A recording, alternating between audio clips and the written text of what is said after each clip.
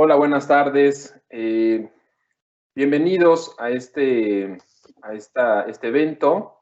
El día de hoy vamos a platicar sobre un tema de filosofía en el marco del Día Internacional de la Filosofía. Sin embargo, antes de comenzar, quiero compartirles unas palabras. Con la prerrogativa de que el lobo gris es la mascota del colegio, y esta fue una de las razones por las cuales me atreví a leer el libro de la sabiduría de los lobos, el último, la obra más reciente de Eli Radinger, me llamó la atención a unas palabras que quiero compartirles justo porque los lobos grises, pues es nuestra mascota, ¿no? Es parte de nuestra identidad.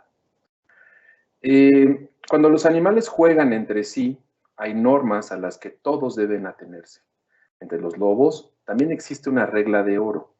No hagas a los demás lo que no quieras que te hagan a ti. Seguir este principio requiere empatía y voluntad para dejar de lado las diferencias, tamaño corporal o rango social, mientras dure el juego. Según el biólogo Mark Bekoff, en las especies sociales, la selección natural elimina a los tramposos, es decir, a los que no juegan según las reglas estipuladas y aceptadas. Al jugar los lobeznos, aprenden qué es la justicia y la cooperación, qué está permitido y qué no. Experimentan por sí mismos que resultar lesionados es una posibilidad cuando no se respetan las reglas y que el compañero pierde interés en el juego cuando éste se vuelve demasiado duro y despiadado. Una característica importante del juego es el autocontrol. Con el juego, los animales jóvenes aprenden, por ejemplo, hasta qué punto se les permite morder. Hasta aquí mi reflexión.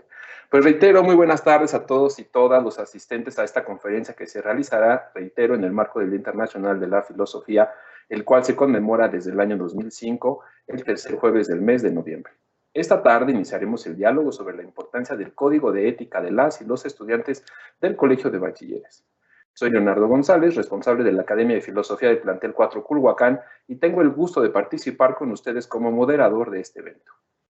Agradezco la participación de nuestras autoridades del Colegio de Bachilleres, directoras, directores, jefas y jefes de materia, coordinadores de área, docentes y sobre todo a las y los estudiantes de los 20 planteles, quienes nos honran con su asistencia. Considerando que estamos en una plataforma digital, es importante que registren su participación en la liga que aparece en el chat del evento y que por favor apaguen micrófonos y cámaras. La conferencia parte de una pregunta clave. ¿Por qué hablar de un código de ética de las y los estudiantes del Colegio de Bachilleres? Para ello, la conferencia nos invitará a reflexionar sobre la importancia de establecer un código de ética a partir del involucramiento de la comunidad escolar de nuestros 20 planteles, como medio para contribuir en la formación de ciudadanos libres, críticos y participativos.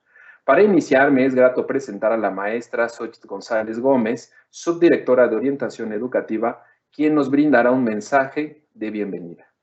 Adelante, maestra. Muchas gracias, maestro Leonardo. Buenas tardes a todas y todos. Nos alegra mucho encontrarnos nuevamente por este medio. En esta tarde particularmente, donde vamos a hablar sobre algo que es trascendente. ¿Por qué hablar de un código de ética de las y los estudiantes del Colegio de Bachilleres? Sin duda es un tema que nos llevará a reflexionar con el apoyo del especialista, el maestro Jardiel Moguel de la Facultad de Filosofía y Letras de la UNAM, a quien le agradecemos mucho su participación. Cuando pensamos en la ética, sabemos que puede ser un terreno muy propio de la filosofía, y por eso a veces pensamos que no tiene relación con lo demás. Sin embargo, al cuestionar un poco, nos hemos dado cuenta que la ética está en todo, y que a la ética le interesan los fundamentos de nuestro actuar, pues no puede ser exclusiva de ninguna disciplina. Al contrario, la ética se vuelve propiedad de todas y de todos.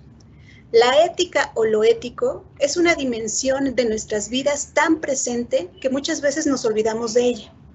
Durante toda nuestra vida, pero con mayor claridad en la adolescencia, defendemos de manera muy enérgica nuestras acciones, nuestras decisiones, nuestras ideas. A veces rechazamos determinadas situaciones y nos aferramos o apoyamos otras tantas. Gritamos a favor de algunos principios y nos callamos ante otros. Esto es parte de vivir. Llevar a la práctica nuestros principios es parte de nuestro día a día. porque aunque no lo pensemos y lo perdamos de vista, somos seres éticos todo el tiempo. Quizá parezca exagerado, pero no hay un solo ámbito de nuestra vida donde la ética no esté presente. Desde nuestro comportamiento en casa o las jugadas del equipo favorito de fútbol, hasta nuestras convicciones más profundas tienen una razón de ser. Hay algo que les da un sentido y un fundamento. Es decir, saber con claridad por qué creo lo que creo y por qué hago lo que hago, eso también es ética. Aunque no es una tarea fácil, a veces ni siquiera nos damos cuenta, pero nunca dejamos de realizarla. De esta manera podemos entender que la reflexión ética no es algo que se quede en los libros, sino que la experimentamos todo el tiempo. Todas y todos somos dueños y ejercemos nuestra ética. Pero aquí pueden surgir otras preguntas. ¿Cuál es la ética correcta? ¿Puedo asegurar que mi actuar es el mejor? ¿Lo que me funciona a mí le debe funcionar a todas y todos los demás? Al intentar responder estas nuevas preguntas aparece otro elemento fundamental: la comunidad. Somos seres sociales. El ser humano no podría desarrollarse de manera desconectada, y menos ahora en esta pandemia.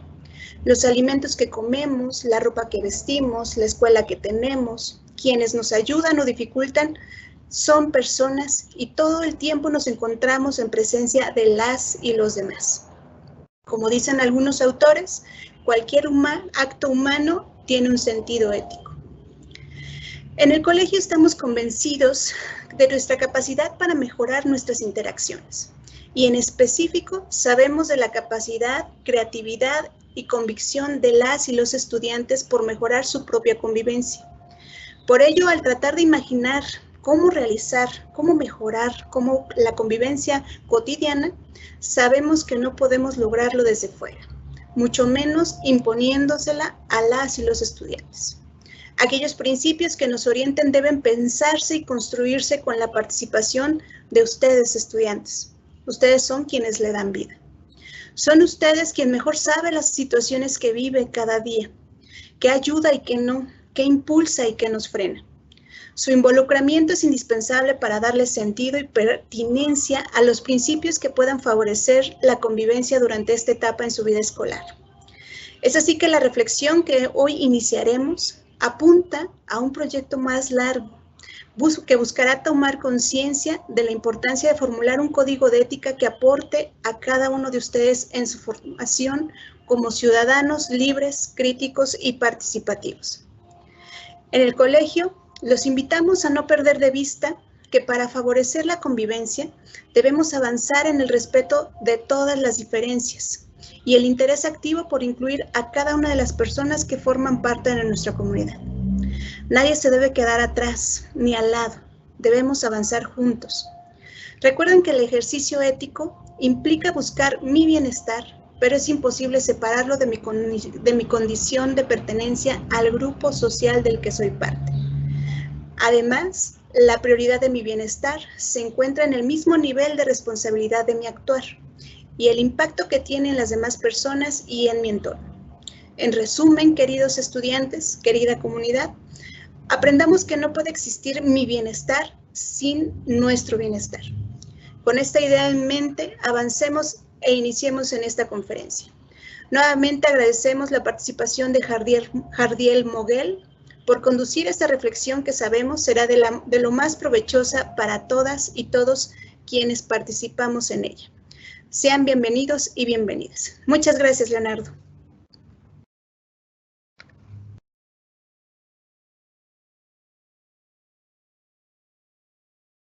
Bien, muchas gracias, Ojit. Pues bueno, vamos a continuar. La conferencia que tendremos hoy marca el inicio de una serie de trabajos académicos que se realizarán para la construcción de un código de ética de las y los estudiantes del Colegio de Bachilleres, en el que se convocará a la participación no solo de nuestros jóvenes, sino de toda la comunidad docente y académica para sumar sus esfuerzos y enriquecer la reflexión y el compromiso colectivo para propiciar una cultura del respeto en nuestro colegio de bachilleres. Para arrancar con la actividad, me permito presentar a nuestro invitado esta tarde. Él es Jardiel Moguel Canto, quien estudió filosofía en la UNAM, bueno, esta universidad y fue alumno de los filósofos Enrique Dussel y Juan José Bautista. Es editor y se dedica principalmente al desarrollo de libros de texto escolar y materiales didácticos para niños y jóvenes. Ha escrito algunas de estas obras, casi siempre en colaboración con otros autores. También ha editado obras de literatura infantil y juvenil y ha participado en la creación de planes de lectura. En su carrera profesional ha colaborado con muchas editoriales, organizaciones de la sociedad civil e instituciones públicas como Santillana, Ediciones SM, Ediciones Castillo, Pearson, McGraw-Hill y Progreso. Hábitat para la Humanidad e IPAS, la Secretaría de Educación Pública y el Instituto Nacional para la Educación de los Adultos, o sea, el INEA, respectivamente. En la actualidad, junto con dos socias, dirige su propio despacho de servicios editoriales, Hilo Negro, desde donde desarrolla proyectos didácticos para su publicación, venta o distribución gratuita, materiales de capacitación docente y planes de formación lectura para niños y jóvenes y obras de autores, editores y diseñadores independientes. Antes de dar la palabra al especialista, les recuerdo a las y los asistentes que pueden hacer sus preguntas a través del chat de este evento. Al final de la conferencia se tendrá un tiempo destinado para contestar alguna de las inquietudes que lleguen a surgir. Bueno, pues sin más preámbulo, vamos a darle la palabra a nuestro invitado. Por favor, Jandiel, estoy a toda la palabra.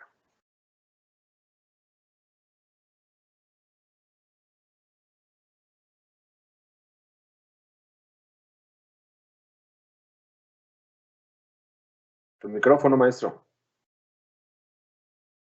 Muchas gracias y buenas tardes a todos. Quiero primero agradecer la invitación a las autoridades del Colegio de Bachilleres por esta invitación, pues sí, por invitarme a participar en un evento que considero es muy importante. Me preguntaron y me plantearon la necesidad de identificar por qué es importante hablar de un código de ética para los estudiantes del Colegio de Bachilleres.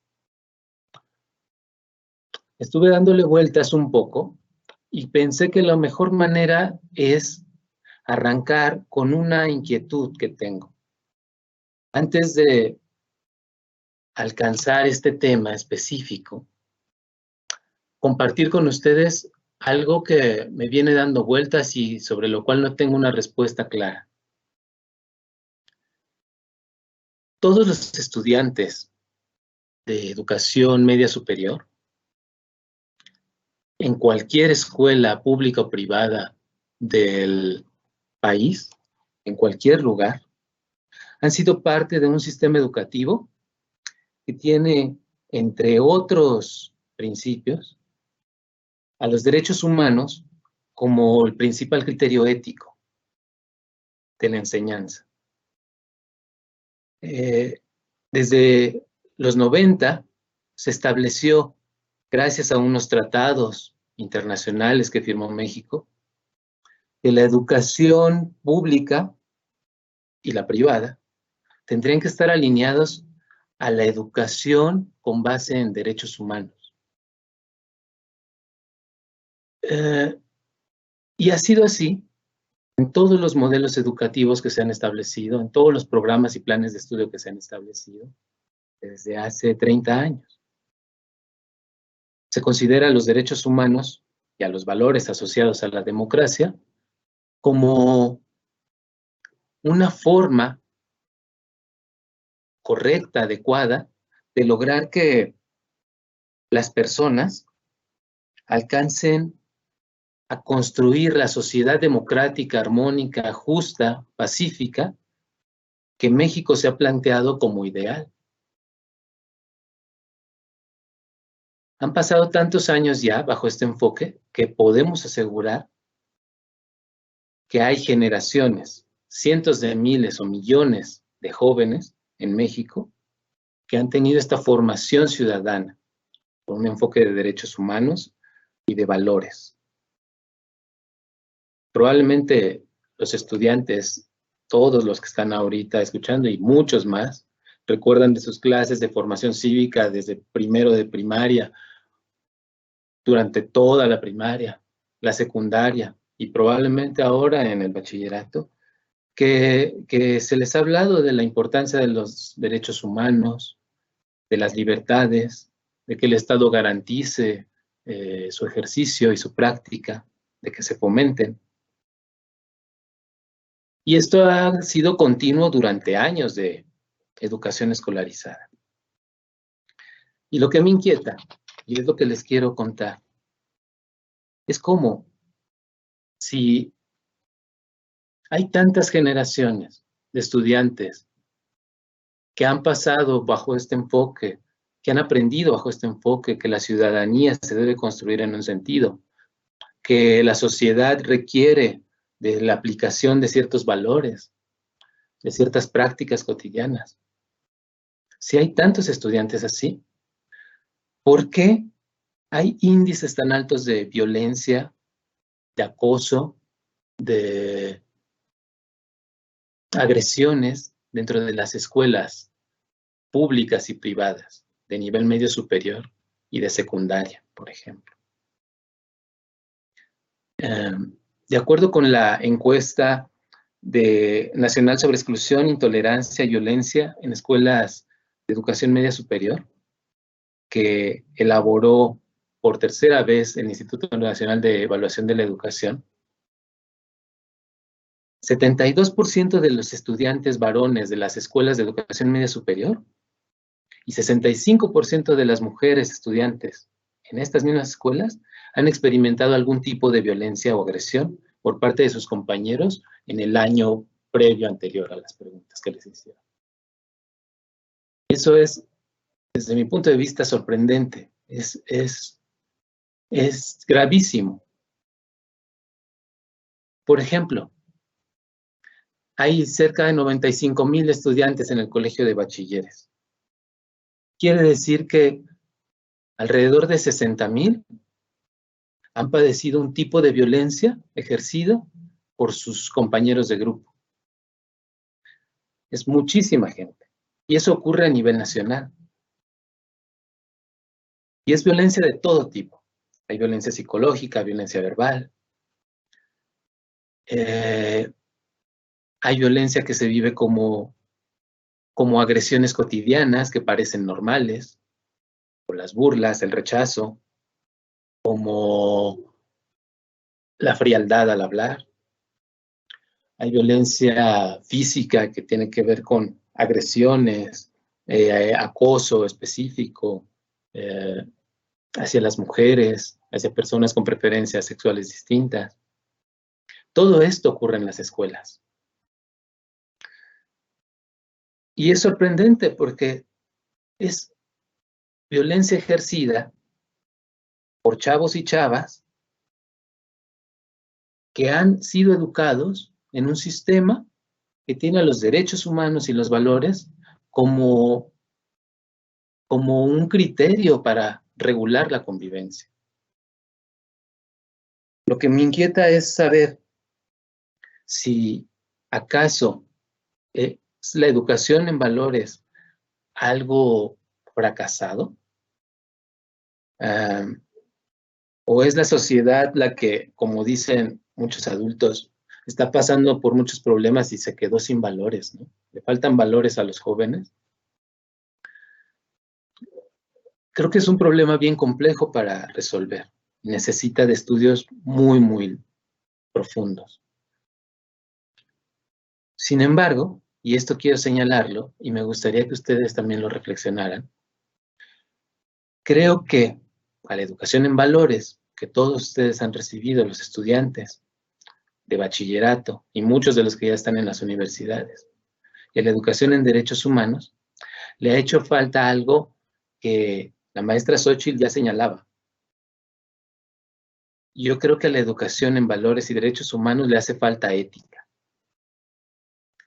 Y eso puede ser en apariencia contradictorio, porque entendemos que los derechos humanos sirven para regular nuestro comportamiento y han surgido a partir de unas reflexiones que son aparentemente éticas. Sin embargo, creo que es claro para todos que hay un problema en la manera como hemos aprendido a convivir. Los adolescentes y jóvenes que están en educación básica o media superior lo saben claramente. Sufren la convivencia cotidiana. Muchos de ellos. Y otros son, pues, los ejecutores del sufrimiento de quienes están padeciendo los actos de violencia continua. Y esto ocurre incluso ahora durante la pandemia. Quizá los datos o las estadísticas se han modificado, pero hay registro de que incluso en línea, a la distancia, desde la comodidad de los hogares y a través de las computadoras o tabletas, los jóvenes también sufren violencia y tampoco tienen una convivencia que pudiéramos considerar 100% sana. ¿Por qué digo que le hace falta ética a la educación en valores y a la educación en derechos humanos? ¿Qué es la ética? La ética es un tipo especial de reflexión metódica que va paso a paso acerca de la acción humana y que pueden llevar a cabo individuos o comunidades. Esta reflexión se plantea en primer lugar una pregunta. ¿Qué es la acción humana? Es decir, ¿por qué actuamos como actuamos? ¿Por qué hacemos lo que hacemos? Cuando se lo pregunta, la ética, esta forma de la filosofía, este tipo de ciencia social que podemos aplicar continuamente bajo unos parámetros. Cuando se pregunta por qué actuamos como actuamos, lo que hace es tratar de indagar cómo esto que consideramos habitual, esto que damos por hecho en nuestra cotidianidad como normal, ¿por qué existe? ¿Por qué lo llevamos a cabo? Todo eso que nunca cuestionamos porque siempre ha sido de la misma manera. Porque así lo aprendimos, así lo vimos y lo imitamos en casa, por ejemplo. Y que nunca imaginamos que pudiera ser diferente. La reflexión ética busca el origen de estas acciones que llevamos a cabo cotidianamente, habitualmente. En su indagación, nos lleva necesariamente a preguntarnos, pues, ¿por qué somos como somos? ¿Y qué relación tenemos con los demás? No podemos nunca pensar acerca de cómo actuamos sin pensar, pues, quiénes somos nosotros. Y tampoco podemos pensar qué hacemos sin considerar que nuestros actos tienen un necesario reflejo o reacción en los demás. La ética va profundizando en este camino de preguntas acerca de las acciones humanas, las reacciones que genera, quiénes son los que las llevan a cabo y cómo las padecen los demás. Cuando estas preguntas se sistematizan suficientemente, la ética se convierte en una teoría que hace explícito y analiza el mundo cotidiano que habitamos y que construimos con nuestras acciones, pero del que no estamos conscientes hasta que empezamos a preguntarnos, ¿qué hacemos? ¿Por qué nos comportamos así? Al plantear esto, me gustaría también hacerles otra pregunta. Si ustedes consideran que durante los años que llevan en la educación escolarizada, desde que entraron a la primaria o al preescolar, alguien les hizo la propuesta de preguntarse por qué actúan como actúan y por qué son como son y qué origen tienen las ideas con las cuales justifican sus acciones. De eso no tengo pruebas, pero yo puedo asegurar que el 99% de los estudiantes que pasamos por la escuela No tuvimos un maestro o un acompañante que nos dijera que podíamos reflexionar eso. Sin embargo, sí nos enseñaron que hay un conjunto de valores y hay una lista de derechos que debemos seguir para vivir en sociedad. Solo que nunca nos dijeron que teníamos que hacer una reflexión acerca de nosotros mismos y de nuestro comportamiento. Eso lo hacemos de manera superficial, a mí me queda claro. Cuando asistimos a la primaria o a la secundaria, cuando tenemos clases de formación cívica. Porque sí nos hacen preguntas acerca de las acciones que llevamos a cabo. Pero nunca es una educación profunda y metódica a lo largo de todos nuestros años estando en la escuela. Entonces, ¿cómo es posible que podamos comportarnos de una manera distinta, llegar a la vida adulta o al bachillerato o a la universidad o a cualquier ámbito en el que nos desarrollemos y llevar a cabo una convivencia que se considere sana, adecuada, buena para realizar algo que estamos buscando? ¿Cómo podemos hacerlo si nunca pensamos acerca de quiénes somos y por qué hacemos lo que hacemos? La falta de ética, en el sentido que les estoy diciendo, como una reflexión acerca de las acciones que llevamos a cabo y que consideramos normales, tiene como efecto natural el ejercicio cotidiano de la violencia. Es normal para mucha gente que en sus relaciones de pareja, en sus familias, en las escuelas, en los trabajos, se ejerzan muchas de estas agresiones de baja intensidad o evidentes como una forma natural de convivir y que incluso se justifiquen y que incluso se busquen maneras de explicarlo como algo natural, ¿no? Existen hasta dichos que mencionan, por ejemplo, que los seres humanos somos el lobo del hombre, ¿no? Que somos violentos por naturaleza. Y esas son unas ideas que no necesariamente se ponen en duda, que no necesariamente nosotros mismos ponemos en duda. ¿Somos violentos por naturaleza? ¿Por eso nos comportamos regularmente violentos con los demás? Pues yo creo que no. Yo creo que no, porque si reflexionamos éticamente podemos darnos cuenta de que tenemos alternativa. Pero la ausencia de esta reflexión ética genera que hay una violencia cotidiana.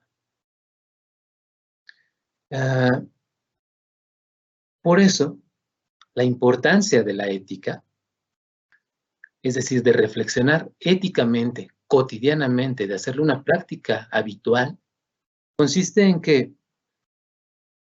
las conclusiones a las que vamos llegando nos permitan definir un mundo al que queremos llegar, en el que estos comportamientos no sean naturales. Estos comportamientos nocivos me refiero. También nos permite definir la ética, un tipo de personas específicas con ciertas cualidades y ciertas características que son las que llevarán a cabo este mundo, las que lo construirán. La ética nos permite establecer la ruta a través de la cual podemos alcanzar este mundo que estamos pensando. ¿Qué pasa si nunca en nuestra educación logramos pensar éticamente? Por un lado, nunca sabemos cómo somos. Por un lado, nunca entendemos por qué actuamos como lo hacemos. Y tampoco podemos definir hacia qué mundo queremos ir, cuál es el horizonte hacia el cual nos vamos a mover. Ahí radica básicamente la importancia de pensar éticamente la realidad. La ética es una reflexión, es una serie de ideas, de preguntas que nos vamos haciendo cotidianamente y que al final o en cierto momento tiene que ir aterrizando en cosas concretas. Porque identificar cómo somos y por qué hacemos lo que hacemos es algo bien concreto. Nuestros actos son notorios por los demás, nuestros actos se notan cotidianamente. Levantar una taza y romperla en una pared. Decirle algo a alguien y que se sienta halagado o herido. Nuestros actos de habla, nuestros actos físicos son concretos. Y la ética tiene que alcanzar un nivel de concreción que le permita a la gente aterrizar estas reflexiones que tiene en cosas muy específicas. Por eso, la ética siempre alcanza un nivel de normatividad, dicen los filósofos. Es decir, de establecer un conjunto de reglas que permiten a las personas regular su comportamiento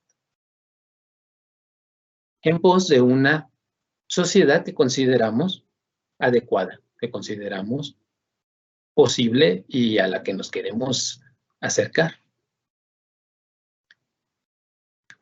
La ética, cuando se vuelve normativa, cuando alcanza este punto de normatividad, una de las primeras cosas que tienen que hacer es definir principios éticos. Los principios éticos son un conjunto de enunciados simples en su redacción que nos dicen cómo debemos actuar para cumplir algo o alcanzar algo que nos hemos planteado como una meta. Piensa, por ejemplo, un principio ético de la economía podría ser que todas las personas deben trabajar el tiempo necesario para obtener los recursos que quieran, pero sin que se ocupe el tiempo de ocio con el cual descansarán y recuperarán fuerzas para seguir viviendo. Un principio ético, por ejemplo, de la convivencia amorosa, podría ser que los enamorados siempre deben hablar con sinceridad. Un principio ético de la familia puede ser, por ejemplo, que los integrantes de las familias deben fomentar el bienestar de cada uno de los familiares. Los principios son enunciados que norman, que regulan cómo vamos a actuar y que incluyen un horizonte hacia el cual nos vamos a mover. Después de hacer una reflexión acerca de quiénes somos, por qué actuamos como actuamos, podemos concluir hacia dónde queremos ir y en qué personas nos queremos convertir. Los principios éticos son los enunciados que nos dicen, bueno, pues para ser esta persona, tienes que hacer estas cosas. Si no haces estas cosas, nunca te convertirás en la persona que estás imaginando. No puede haber ética sin principios y no puede haber comportamiento ético sin una ética que haya reflexionado acerca de las acciones que llevamos a cabo. Otra parte de la ética, cuando se aterriza en una forma de normatividad de la vida cotidiana, de la manera como nos comportamos, son los valores.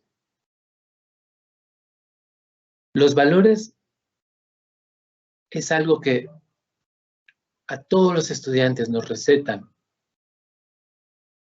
como parte de la formación ciudadana que tenemos en la escuela y que a mí me parece, en mi opinión, que nunca nos explican claramente por qué son importantes.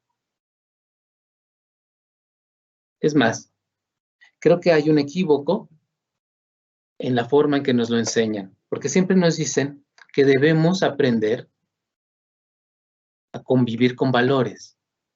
Y pocas veces nos dicen que hay una serie de principios y de reflexiones que debemos hacer previamente para que esos valores sean importantes.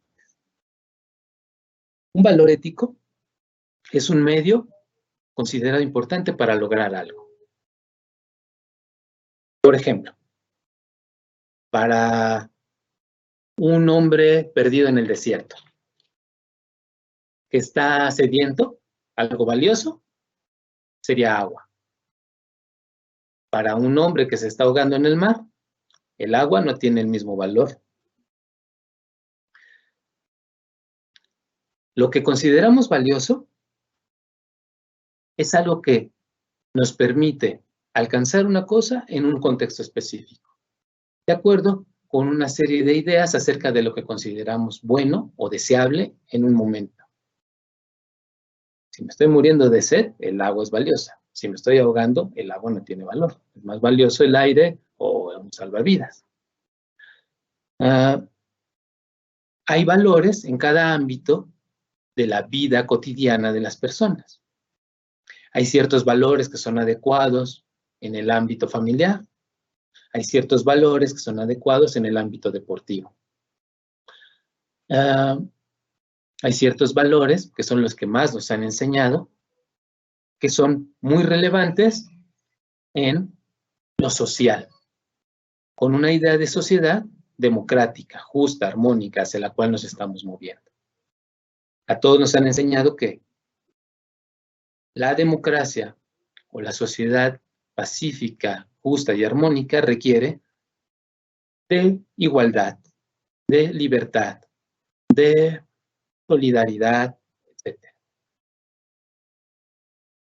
Lo que no sé si nos han enseñado es a reflexionar por qué esos comportamientos son valiosos y a distinguir que hay momentos en los que podrían no serlo. O situaciones. Pienso, por ejemplo, en una sociedad como Afganistán, gobernada por un grupo político que es ultra religioso, los talibanes. No creo que para ellos, por ejemplo, que no se han planteado nunca ser una democracia, la igualdad y la libertad de expresión sean valiosas. Quizá para ellos son más valiosos el honor y la discreción. Porque se espera, por ejemplo, que las mujeres siempre sean discretas, nunca muestren su cuerpo, no muestren sus rostros, y tampoco vuelvan a sus familias, las deshonren con ciertos actos, ¿no? Que esté bien o que esté mal es otra cosa, pero para esta sociedad hay ciertos valores que no son igual de relevantes como para nosotros. Entonces, creo que eso es algo que debemos identificar. Si está bien conocer cuáles son valores, son indispensables para vivir en sociedad, pero antes que eso hay que identificar por qué la sociedad a la que nos estamos moviendo requiere que estas cosas que consideramos valiosas estén ahí. Si no pensamos en eso y no pensamos acerca de quiénes somos, cómo actuamos y los principios que tenemos, hacia dónde nos movemos, no hay posibilidad de que las personas actúen éticamente. Todos podemos memorizar cuáles son los valores éticos que corresponden a la democracia y aún así no interiorizarlos, aún así no vernos interesados por el diálogo, aún así no vernos interesados por el respeto a la diversidad sexual, por ejemplo.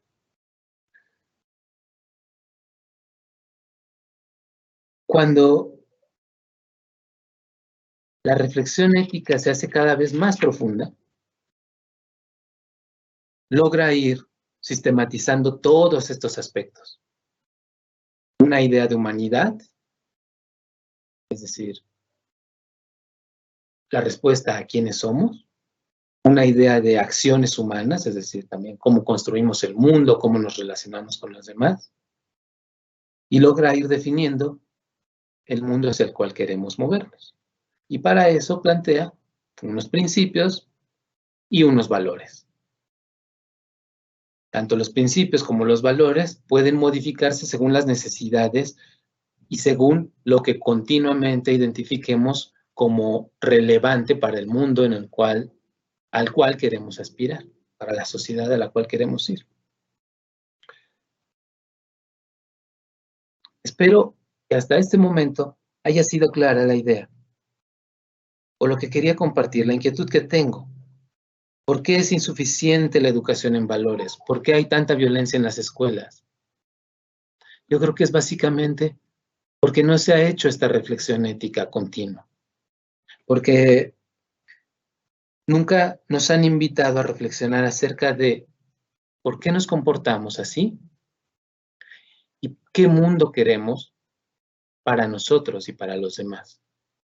Por tanto, de qué manera debemos actuar y cómo debemos cambiar para lograr ser las personas que habiten ese mundo. Esa reflexión ética no se da cotidianamente. Esa reflexión ética no existe en nuestras sociedades como algo natural. Es probable que otras sociedades lo hayan tenido como parte de su educación. Hay estudios científicos que lo dicen, y arqueológicos, ¿no? Históricos. Pero en nuestra sociedad sí hay una carencia de un cierto tipo de reflexión que nos permita orientar nuestro comportamiento hacia un mundo que consideramos adecuado, correcto o bueno. Pensar éticamente no significa que identifiquemos lo que está bien o lo que está mal. Es reflexionar acerca de nosotros mismos y plantear esta ruta. Y por eso, ahora, creo que explicando esto, por fin puedo ponerme a decirles por qué creo que es importante hablar del Código de Ética del Colegio de Bachilleres para los estudiantes y las estudiantes. Es porque, no sé si lo hayan pensado, pero no hay ninguna escuela a nivel nacional en la actualidad, y probablemente no la ha habido en los últimos años, décadas, que tenga la disposición de preguntarle a sus alumnos de qué manera quieren comportarse. ¿Qué necesita la institución educativa para que los alumnos tengan una convivencia adecuada y no sufran los niveles de violencia que sufren en la actualidad? Y eso es muy relevante, es muy, muy importante. Hay ejemplos de estudiantes en otros momentos que han buscado que sus instituciones reconozcan esta alternativa, es decir, que reconozcan la capacidad de los propios estudiantes para identificar su manera de ser y definir el comportamiento que quieren tener. Ha habido movimientos estudiantiles, por ejemplo, en la UNAM, donde estudiantes han buscado que las autoridades abrieran espacios de diálogo para que los estudiantes pudieran expresar sus ideas acerca de quiénes son ellos como comunidad y hacia dónde quieren que la institución vaya. Pero eso ha sido una lucha que se da desde los estudiantes en un conjunto de instituciones que nunca han estado abiertas a preguntarles qué es lo que quieren. Esta oportunidad que se plantea ahora en el Colegio de Bachilleres surge, estoy seguro, a partir de un problema que identificaron las autoridades a través de ciertos grupos de personas. Los jóvenes en los colegios de bachilleres, los 95,000 o 90 y tantos mil estudiantes, están sufriendo una convivencia cotidiana que no es la óptima para que estudien, que no es la óptima para que se conviertan en las personas que la institución quiere que surjan de estas aulas. Se dan cuenta la institución a través de sus autoridades que tampoco la solución a este problema tampoco puede venir de ellos mismos. No puede ser un docente sabio el que llega y les diga: los chavos se comportan de esta manera porque les pasa esto en sus casas y lo que tenemos que hacer es esto.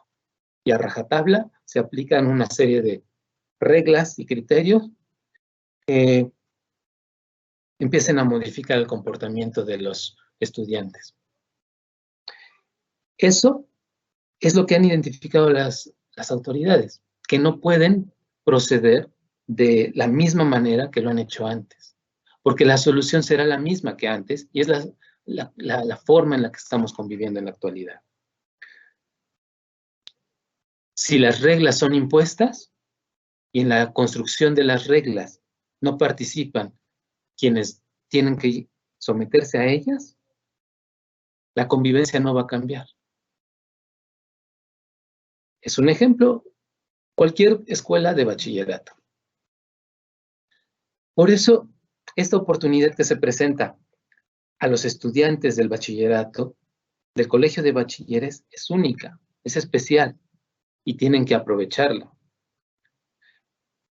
¿Quién sabe cuántas veces más se pueda dar la oportunidad de que puedan plantearse una serie de preguntas que les ayuden a definir quiénes son ustedes mismos? ¿Por qué se comportan de esa manera? ¿Qué sociedad o qué mundo quieren construir? ¿Qué personas quieren convertirse? ¿En qué personas quieren convertirse en el futuro? Todo esto arropado bajo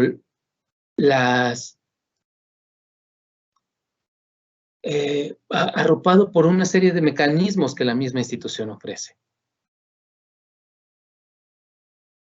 Eso estoy seguro de que no lo van a poder disfrutar o experimentar en su vida adulta en muchas ocasiones. Podrán hacerlo quizá cuando tengan una familia o funden una empresa propia, o en muy pocos casos, ¿no? O hagan un equipo de fútbol, etc. Mientras tanto, siempre estarán sometidos, como lo estamos todos, a unas reglas que generalmente han puesto otros y que, por falta de costumbre, nunca cuestionamos. Porque no sabemos cómo preguntarnos éticamente acerca de nuestra manera de ser en el mundo, de actuar. La oportunidad que les plantea el Colegio de Bachilleres apunta a un resultado muy específico, que es la construcción de un código de ética. Un código de ética es algo en apariencia simple, pero que debe ser resultado de un proceso complejo. Un código de ética es un documento que reúne las respuestas que hemos dado a todas las preguntas éticas que nos hayamos planteado. Un código de ética está acotado a un contexto específico que debe analizarse previamente y que tiene diferencia con otros contextos. Por ejemplo, hay códigos de ética empresariales y hay códigos de ética escolares, y los contextos en los que cada uno se aplica son evidentemente distintos, porque la finalidad de cada ámbito es distinta. El código de ética también se dirige a un grupo de personas con unas características definidas, muy particulares, sobre las cuales se ha reflexionado previamente. El código de ética incluye la respuesta a quiénes somos y cómo actuamos. Y la parte más importante del código es los principios éticos o normas que se ha concluido que deben seguirse y los valores que se consideran indispensables para alcanzar esto que necesitamos. Construir el código de ética requiere que las y los estudiantes del Colegio de Bachilleres se pongan a pensar críticamente quiénes son y por qué actúan de esa manera. Y que metódicamente, paso a paso, vayan aterrizando las respuestas en formas muy específicas de entender el mundo en el que viven. Que puedan hacer un análisis de la comunidad estudiantil del Colegio de Bachilleres y de los problemas que están viviendo, de las afectaciones que tiene, por ejemplo, sufrir ciertos tipos de violencia en línea o en el aula, de las afectaciones que genera no poder convivir sanamente, libremente, como se le dé a uno la gana en los espacios públicos. Ya pronto regresarán a las escuelas y entonces tendrán la oportunidad de saber cómo es convivir en uno de los planteles del Colegio de Bachilleres. Y podrán experimentar los comportamientos de los demás y las reacciones que tienen los otros a las conductas de cada uno de ustedes. El código de ética debe ser resultado de esa reflexión y debe ir reuniendo todos los momentos que ustedes identifiquen como necesarios para construir una convivencia que sea útil para los fines de la escuela, es decir, para la enseñanza, para el aprendizaje, pero también que sea una convivencia satisfactoria, que no sea una convivencia en la que ustedes sufran el tener que estar con alguien más, de su propiedad o mayores, ¿no? Los docentes, los trabajadores. El código de ética va a reflejar las reflexiones a las que ustedes hayan llegado. Y eso es sumamente importante, porque si surgen de la experiencia de cada uno de los estudiantes, o de la mayoría, porque sabemos que no todos participarán en esto, o de un grupo muy dispuesto a hacerlo, el código de ética surge de ellos, será más fácil que todos asuman comportarse de acuerdo con esas reglas. En eso radica la importancia, en eso radica la necesidad de hablar de un código de ética, en que a partir de esta duda, de este planteamiento, puedan ir preguntándose poco a poco, lentamente, quiénes son, quiénes quieren ser, hacia dónde se van a mover, cuál es el horizonte que plantean los principios éticos que han definido, cómo llegarán a ellos, a través de cuáles reglas, y qué será necesario tener para lograrlo.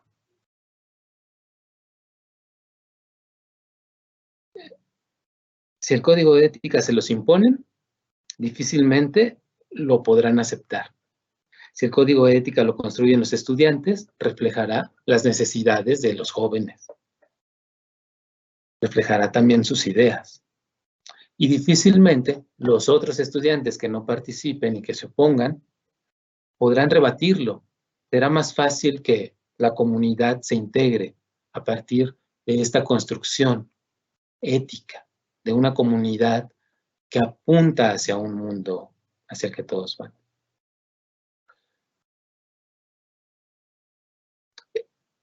Con esto quiero concluir porque tampoco tenemos mucho tiempo y a mí sobre todo me gustaría escuchar las preguntas y dudas que tengan y los comentarios acerca de esto que les he dicho. Y quiero señalar una cosa que me parece relevante y que ojalá yo hubiera tenido la oportunidad de experimentar.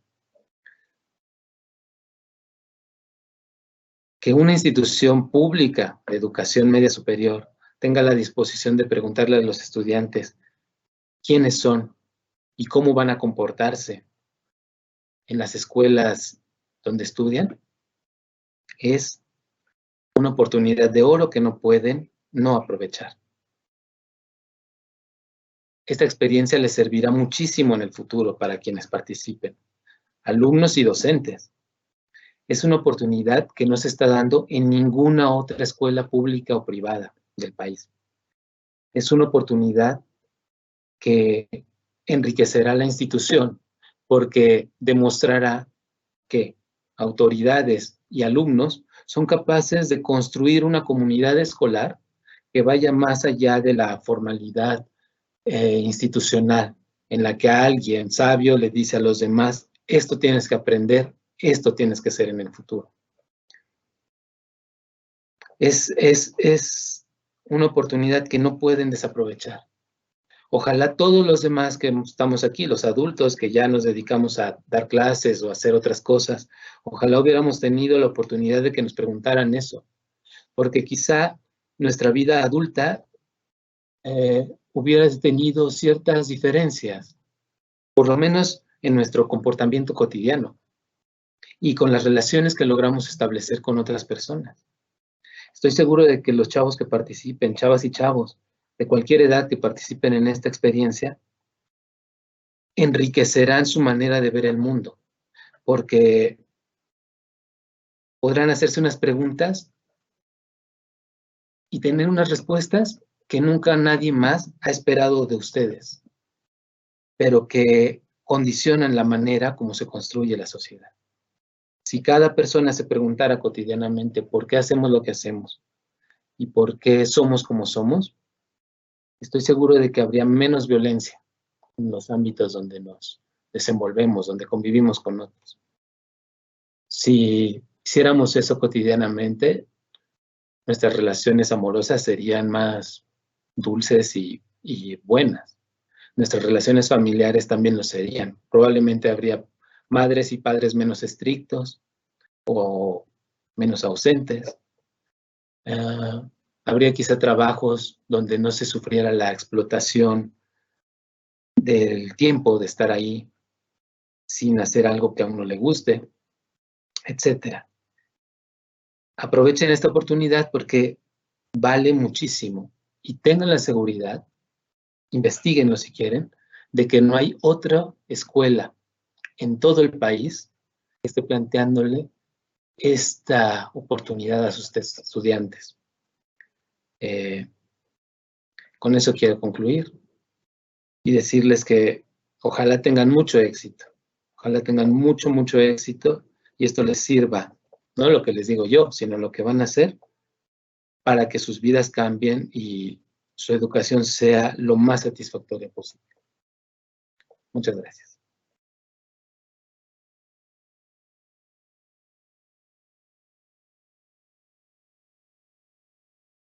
Muchas gracias, Jadiel. Una gran charla reflexiva ahí que nos regalas, yo creo que muy valiosa en muchos sentidos. Y bueno, no quiero adelantar el agradecimiento, sino más bien quiero compartirte unas preguntas, ¿no?, que vienen por parte del público. Y bueno, no sé si te las comento todas o vamos una por una. ¿Cómo te gustaría? Pues quizá de una en una, ¿no? Y las vamos A ver. comentando. Perfecto. Mira, la primera dice, ¿cómo se relacionan los valores con la ética? A ver.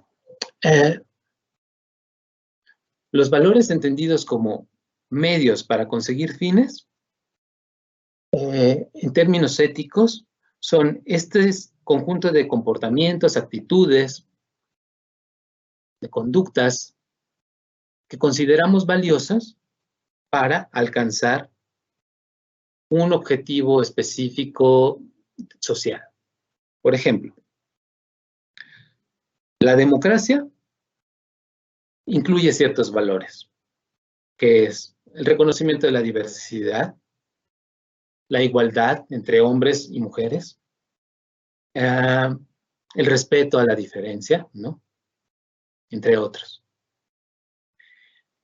Cada una de estas cosas, la solidaridad, por ejemplo, son actitudes, son actos que podemos llevar a cabo las personas o no podemos llevarlas a cabo. En términos éticos, entendiendo que una democracia es una sociedad en la que todas las personas deben participar, cada una de estas actitudes adquiere un valor porque nos acercan más a esa sociedad a la cual hemos decidido llegar como comunidad, como grupo. Entonces, los valores son resultado de una reflexión acerca de lo que consideramos esperable para la sociedad, benéfico para cada uno de sus individuos, pero bueno para todos en comunidad. Puede ser cualquier cosa. En formación cívica o digamos genética, son actitudes, son comportamientos, ¿no? El diálogo, la escucha, la actitud pacífica, ¿no? Son maneras de comportarnos cotidianamente. Pero si cambiamos de contexto, los valores cambian, ¿no? O sea, también hay valores deportivos. En el fútbol, por ejemplo, no se espera que los futbolistas dialoguen, ¿no? Pero que sí sea, el compañerismo tiene una característica valiosa, ¿no? Para que tu portero no te dé una patada cuando estás defendiendo, ¿no? Entonces, hay actitudes valiosas según el contexto, en términos éticos, teniendo una perspectiva acerca de la sociedad a la cual queremos llegar, hay actitudes y comportamientos que son más valiosos. Cualquier cosa puede ser un valor si analizamos e identificamos el mundo o la sociedad a la que queremos ir.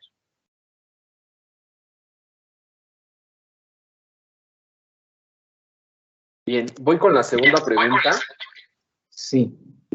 Dice, ¿por qué debo cuestionarme sobre mis valores? Y aquí da un poco el contexto. Dice, en la escuela, todos los actores educativos deben cuestionarse para dar el ejemplo a los estudiantes e imitemos sus valores y principios. Entonces, en ese contexto es que preguntan, ¿por qué debo cuestionarme sobre mis valores? A ver, todas las personas en algún momento deberían cuestionarse sobre sus valores, sobre sus comportamientos y sobre sus ideas, porque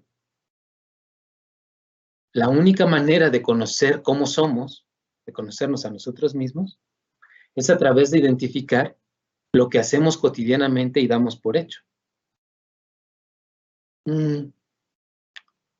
Sería, por ejemplo, hay personas que dan por hecho que en la democracia el diálogo es algo súper valioso. Lo dan por hecho y nunca platican de ello. Todos lo aceptamos. Todos estamos de acuerdo con eso. ¿Por qué tenemos que cuestionarlo? Pues para estar plenamente de acuerdo con esa idea. Ahí me gustaría aclarar una cosa antes de seguir. Los valores, hay cosas que individualmente consideramos valiosas, pero en general los valores son universalizables. Es decir, lo que yo considero valioso tiene que ser valioso para otros, pues para ser plenamente valioso. Sobre todo en términos de la convivencia. Cuando yo considero algo que es valioso, que no favorece la convivencia y afecta a los demás, es el momento en el que debo empezar a cuestionarme acerca de si mi comportamiento, mi actitud o lo que estoy pensando tiene sentido, ¿no? Vale la pena. Porque nunca hay que dejar de pensar que, nunca hay que dejar de ver que vivimos en comunidad. No podemos vivir solos. Es una ilusión, ¿no?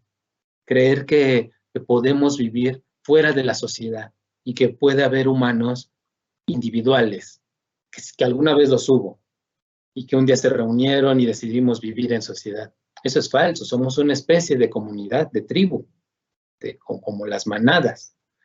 Entonces, todas las cosas que hacemos afectan a los demás en algún momento, o las benefician. Justo en eso está la necesidad de plantear la pregunta acerca de, pues, ¿qué valores tengo? ¿Por qué creo que esto es valioso? Porque siempre nos movemos a partir de las cosas que consideramos valiosas. Es decir, son indispensables en nuestra vida. Es valiosa el agua, por eso necesitamos agua y la bebemos. Y a lo mejor es menos valiosa la cerveza, ¿no? Y no la bebemos a diario. Es decir, los valores permiten guiar nuestro comportamiento, porque tenemos una idea de sociedad o de vida buena hacia la que nos vamos moviendo. Pero cuando esto empieza a afectar a los demás, es ahí cuando debemos cuestionar qué consideramos valioso. Básicamente es porque no vivimos solos, ¿no? Vivimos con otros. Muy bien. Te paso, bueno, te voy a decir varias. Dale. Que son como en distinto contexto, digamos, ¿no? Algunos dan como pauta para que su pregunta se entienda mejor. Mira, una es, ¿por qué a veces pensamos que tenemos un objetivo claro y que nos gusta, pero llega un punto donde no quieres hacer nada para lograrlo? Esa es una. ¿De acuerdo? Sí. Luego, viene una segunda. A veces las escuelas no están interesados, en las escuelas no están interesados en formarnos como personas. Por eso muchos actúan como su instinto les dice y nunca se plantean sus principios y valores.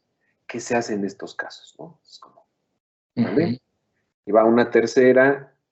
¿Qué debemos hacer para construir un código de ética de los adolescentes y de la comunidad educativa del colegio para poder convivir mejor? ¿No? O sea, ¿qué debemos hacer? Y por último, la rebeldía del adolescente es la rebeldía de la filosofía. pero es rebeldía que busca echar raíces, no solo para pasar por la vida sin dejar huella. ¿Qué piensas de ello? Esa es como Bueno, más directa, ¿no? sí, Vale, hasta esas 4 tenemos. Por bien. favor, Jardín. A ver, ¿por qué a veces pensamos que tenemos un objetivo claro y que nos gusta, pero no hacemos nada para lograrlo? Esa es una pregunta bien complicada, ¿no? Porque todos lo tenemos. A mí me operaron hace poco de la vesícula y la nutrióloga me dijo que tengo que hacer un montón de ejercicio y me cuesta un montón de trabajo. Lo quiero y no puedo. Es algo bien complejo porque a todos nos pasa. Convertirnos en una persona con unas características, ¿no? Ser un mejor lector, por ejemplo, ¿no? Y leer 10 novelas al año. O ser más respetuoso y nunca decir palabras hirientes. O, no sé, hacer mejores exposiciones, más claras, ¿no? Y luego no me sale. Etcétera, ¿no? Creo que tiene que ver con por qué a veces pensamos que tenemos objetivos claros y que nos gustan, pero no hacemos nada para lograrlos. Me parece que tiene que ver con dos cosas. Hay un contexto en el cual siempre nos desarrollamos y hay una serie de habilidades propias que podemos o no desarrollar. Por ejemplo, todo lo que queremos y que nos planteamos se da en un lugar donde estamos viviendo con otras personas. Yo quería de chico, por ejemplo, aprender a tocar el piano y nunca pude. Mi familia nunca pudo darme piano. Si la familia, la escuela, el barrio en el que vivimos, la colonia, etcétera, no ofrece las alternativas o las oportunidades para que cada persona encuentre la posibilidad de desarrollar lo que quiere, difícilmente las personas pueden llevar a cabo lo que desean. Ahora que lo pienso, recuerdo algo que decía López-Gatell en sus conferencias, en una de las conferencias, que es, por ejemplo, las personas en general quieren comer saludablemente, pero no pueden, porque es más fácil encontrar unas papas en el Oxxo que una manzana, si estás en la calle o estás en algún lado. Entonces, el contexto determina mucho de lo que queremos, de lo que podemos hacer. Y luego también hay una construcción personal de un conjunto de habilidades que nos permitan movilizarnos hacia eso que queremos. Y eso tiene que irse desarrollando desde que somos pequeños. Hay estudios psicológicos que demuestran que, por ejemplo, si no se enseña a los niños pequeñitos a postergar cumplir con ciertos deseos, cuando sean adultos, muy probablemente no sean capaces de ponerse metas y llevarlas a cabo. Y hay un experimento que pueden ver en internet y buscar, por ejemplo. Le dan unos bombones a un par de niños y les dicen, te los vamos a dejar aquí en la mesa, pero tienes que esperar 10 minutos. Voy a irme y si te esperas 10 minutos te voy a dar 10 bombones más. Si te los comes, pues no te doy más bombones. Y ponen a prueba a los niños. Se va a la persona que los invita y entonces están viendo cuánto tiempo tardan los niños en comerse los bombones. Hay niños que se los comen de inmediato y hay otros que postergan esta necesidad y piensan que pueden obtener algo mejor después. Esto es una habilidad que se desarrolla desde la infancia y que también tiene que ver con el contexto en el que vivimos. Es decir, cómo nos vamos moldeando, construyendo nosotros a cada uno para que estas metas que tenemos, que nos podemos plantear, identificar como cosas buenas para nosotros, para los demás, podemos irlas construyendo poco a poco y no desistir. Me parece que en principio tiene que ver con estos dos aspectos, ¿no? El contexto en el que nos desarrollamos y la capacidad que cada uno ha desarrollado para buscar sus propias metas. ¿Y qué hay que hacer? Pues practicar. no hay de otra. Es decir, tratar cada vez más, con ciertos pasos específicos, de plantearnos unos objetivos y lograrlos. E ir de objetivos o metas pequeñitas a las más grandes, ¿no? Difícilmente voy a leer 100 novelas en un año si no puedo leer una en una semana, ¿no? Difícilmente voy a poder relacionarme mejor con mi novia o con mi mamá y dejar de decirle cosas ofensivas si no pongo atención a lo que estoy haciendo en este momento y cómo me estoy sintiendo, qué estoy experimentando, ¿no? Entonces hay que empezar de a poco a practicar ciertas habilidades que nos permitan regular nuestro propio comportamiento para que podamos alcanzar las metas que nos vamos planteando y hacerlo cada vez más. Y buscar el apoyo de gente que nos ayude y nos motive a lograrlo. Esa sería mi respuesta a esa pregunta. Luego la otra sería, a veces las escuelas no quieren formarnos ni se cuestionan sus principios ni valores. Sí, eso es cierto, ¿no? No solamente, bueno, las escuelas no lo hacen o pretenden hacerlo de una manera que no siempre coincide con las necesidades de los jóvenes. Y eso es un problema global, o sea, eso existe en todos lados y tiene que ver con ciertos modelos educativos, con ciertos sistemas educativos que se han construido históricamente y que han ordenado la forma de educar a los jóvenes, niños o jóvenes, ¿no?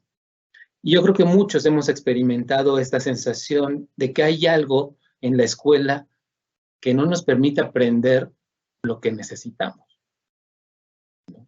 O lo que nos gustaría. Y ese es un problema social más grande y que no puede resolverse desde la comunidad, que necesita que haya una participación más profunda de la sociedad.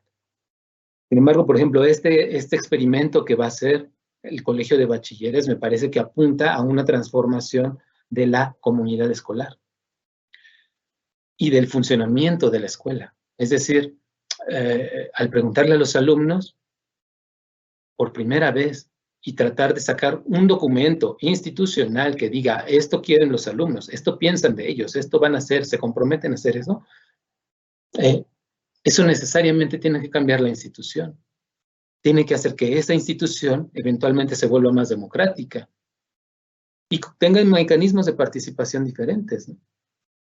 Eso significa que hay algo en la institución que está cambiando. ¿Por qué motivos? ¿Quiénes lo están impulsando? Pues es difícil saber, pero que está cambiando, está cambiando. Tengan la seguridad de que eso no ocurre en la UNAM y menos en las universidades privadas. Nunca verán eso en el TEC de Monterrey, nunca se habrá visto en Harvard o en Oxford, en ningún lado, ¿no? Y que el Colegio de Bachilleres lo está haciendo es súper bueno, es increíble. La otra cosa, ¿qué debemos hacer para construir un código de ética? Bueno, hay un aspecto de la reflexión filosófica que deben llevar a cabo, ¿no? Hay un nivel de la reflexión filosófica que no tiene que ser profundo ni técnico y que no van a ser en solitario. Se les está pidiendo que lo hagan con los docentes, ¿no? Que los acompañen los profesores. Entonces, ese nivel de la reflexión ética se tiene que llevar a cabo y tiene que ser metódico. Hacer preguntas muy específicas. ¿Cómo son los estudiantes? ¿Qué contexto viven? ¿De qué contextos vienen? ¿Qué características tienen las familias? Y hacer preguntas que sean cada vez más complejas, que vayan profundizando el tema. Y en la medida en que se va profundizando, se vuelven más filosóficas. Porque podemos preguntar, por ejemplo, ¿qué tipos de violencia se vive en el plantel 4 Culhuacán? Pues ahí van a decir, pues no sé, te pegan en las canchas, ¿no?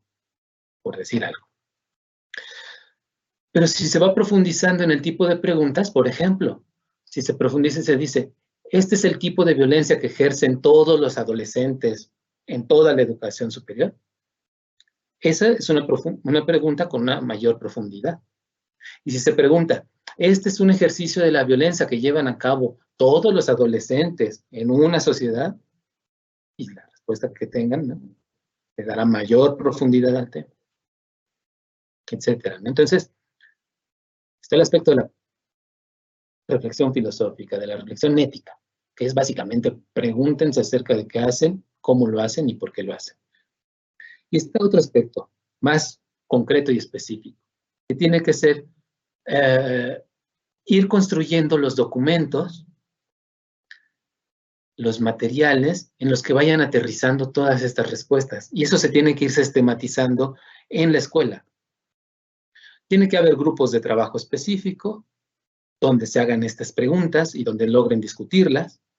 Tiene que haber la guía de los profesores de filosofía o de cualquier otra materia, quien quiera participar, para que les digan, miren, esto se entiende mejor de esta manera, esto no queda claro, esto tendría quizá tales consecuencias y que vayan orientando el trabajo. Y tiene que haber un momento en el que se pongan en discusión todos los temas que se hayan visto. Porque es muy común en filosofía, y seguro que en todas las ciencias sociales, que los pensadores hacen sus reflexiones en la soledad de su cuarto o de su oficina o de su salón, etcétera, ¿no?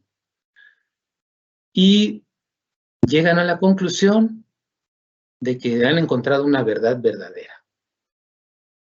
Y nunca la comparten con nadie. Y cuando la comparten con alguien, nadie la entiende, ¿no?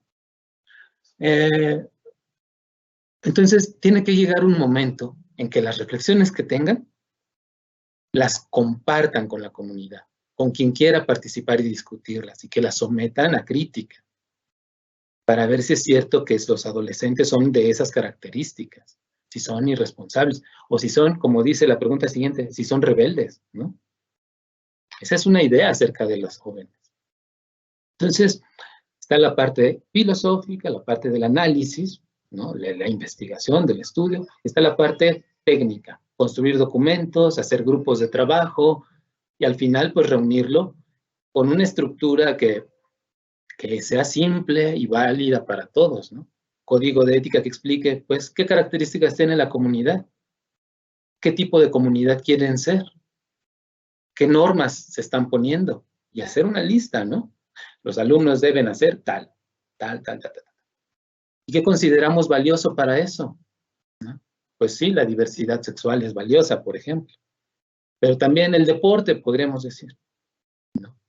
Y no son valiosas otras cosas y te quedan fuera. Y eso es un documento, el código de ética es un documento que reúne todas estas cosas y debe sistematizarse, debe construirse poco a poco con la colaboración de muchas personas y con la guía de algunos que logren aterrizar todas estas ideas. Sobre la otra pregunta, ¿cómo es, Leonardo? La rebeldía es la rebeldía de la filosofía. La rebeldía es la rebeldía del adolescente. La O sea que la rebeldía del adolescente es la rebeldía de la filosofía. ¿Qué piensas al respecto, no? Sí, bueno, ahí habría que cuestionarse esto. ¿Todos los adolescentes son rebeldes? ¿Y todas las filosofías lo son? ¿Quién sabe, no?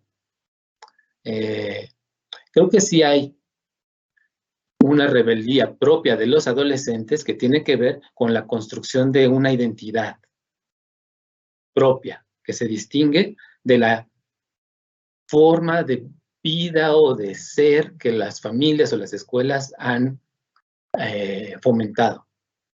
Y todo adolescente pasa por este momento de descubrimiento de uno mismo.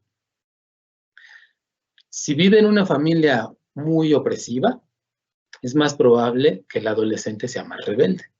Si vive en una familia que recibe la identidad del chavo o chava como es, pues ¿para qué me rebelo, no?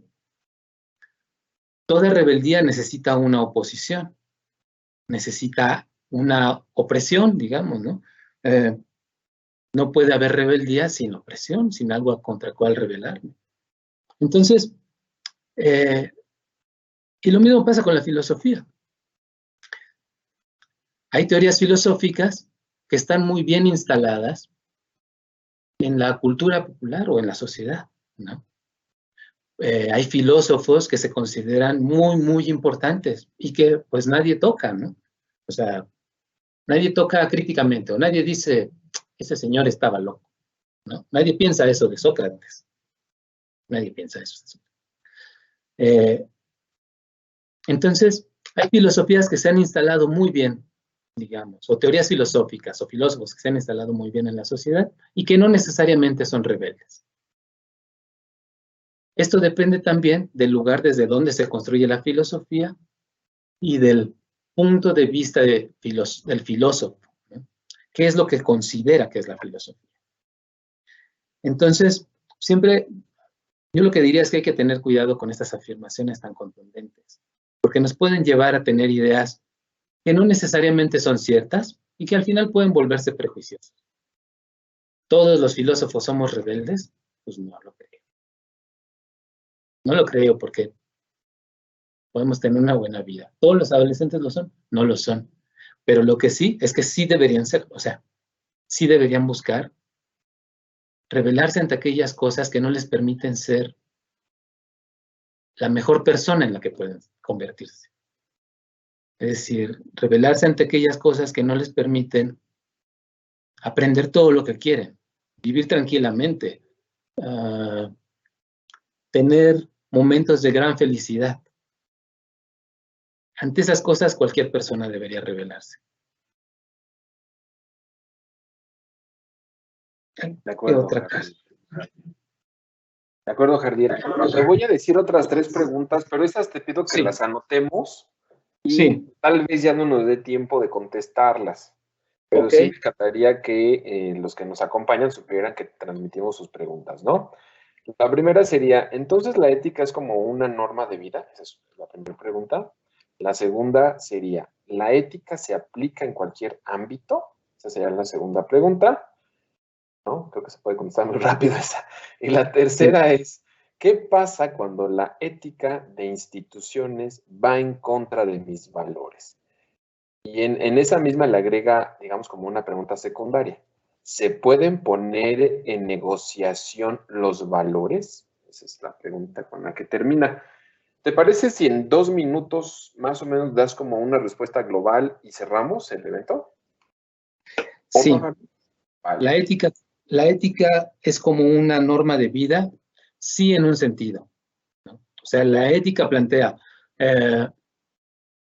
un ideal de vida, ¿no? Toda ética tiene como motivación que la vida se desarrolle.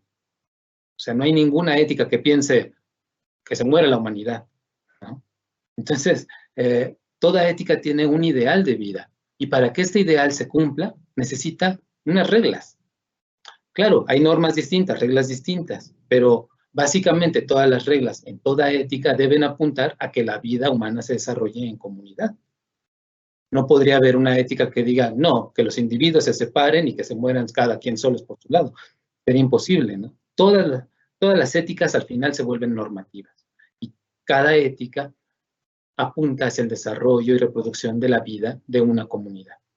Entonces, sí, en un sentido, sí es normativa de vida. Luego, ¿la ética se aplica a cualquier ámbito? Sí. No puede haber un ámbito en el que no haya ética. Un profesor decía que incluso la banda de ladrones, una banda de ladrones, tiene una ética. Pero bueno, ahí hay que tener cuidado, ¿no? O sea, hay cosas que unos ladrones pueden considerar valiosas y éticas que no lo son, ¿no? Como pues matar a todos los ladrones contrarios, ¿no? Hay que tener cuidado. Pero sí se aplica a cada ámbito. No puede haber economía sin ética, no puede haber deporte sin ética, pues porque todos los actos son éticos. De alguna manera, todos los actos son éticos. Y la última pregunta es, ¿qué pasa con la... Ay, eso me faltó anotarla. ¿Cuál es esa última? ¿Qué pasa si los valores de una institución no coinciden con los que uno tiene y si los valores se pueden poner a negociación? Sí, pues si los valores de una institución no coinciden con los valores que uno tiene, híjole, qué difícil, porque pues depende de qué haces tú en esa institución, ¿no? O sea, ¿los valores se pueden negociar? Yo creo que no. Yo creo que no se deben negociar. O sea, negociaríamos en la sociedad mexicana que haya diversidad sexual o que no la haya, que haya respeto por la diversidad, que haya tolerancia por tener colores de piel diferentes? Pues yo creo que no es negociable.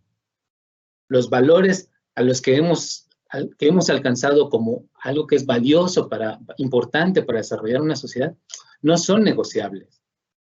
No pueden ser negociables, porque en la medida que empecemos a quitarle importancia a esto que hemos considerado relevante para alcanzar un modo de vida bueno, ideal, correcto, ¿cómo lograremos conseguirlo? Entonces, ¿qué pasa con la institución? Híjole, ahí está bien complicado. Hay que tomar una decisión, ¿no? Me quedo en esa institución y me alineo a los valores, o lucho y hago algo por cambiarlos, ¿no? Asumiendo las consecuencias de eso. Completamente de acuerdo, Jardiel. Bueno, pues más que conclusiones, yo creo que la charla, reflexión que nos has dado hoy sí nos motiva para mejorar e implementar estas preguntas, ¿no? Estas preguntas clave, ¿no? Todo lo que nos has dado pues de alguna manera a razonar el día de hoy, implementarlo en nuestras clases, sobre todo los maestros de filosofía, que tenemos la oportunidad de dar una materia específica que se llama ética durante un semestre completo, ¿no? Me parece que es importante considerar todo lo que hoy hemos visto contigo. ¿De acuerdo, Jardiel? ¿Sí? Bueno, pues antes que nada, quiero cerrar y permitir solicitarle su apoyo a los que nos acompañaron el día de hoy para que respondan la encuesta de satisfacción del evento y con ello nos ayuden a mejorar todo lo que hacemos y a conocer aquellos temas en los que generan interés o en los que tienen interés para reflexionar y seguir implementando este tipo de eventos. A nombre del colegio, Jardiel, te agradezco muchísimo de verdad tu participación y le agradezco a todos y toda su presencia, a todos los asistentes, maestros, alumnas, alumnos y público en general que nos escucharon. Su servidor, Leonardo González, aquí para servirles. Estaremos ahí en el plantel 4 cuando ustedes gusten. También ahí los esperamos, ¿no? Tenemos a veces algunos eventos. Y bueno, pues les recuerdo que orgullosamente somos Lobos Grises, somos bachilleres. Damos por concluido este evento. Que tengan una excelente tarde. Muchas gracias, Jardiel.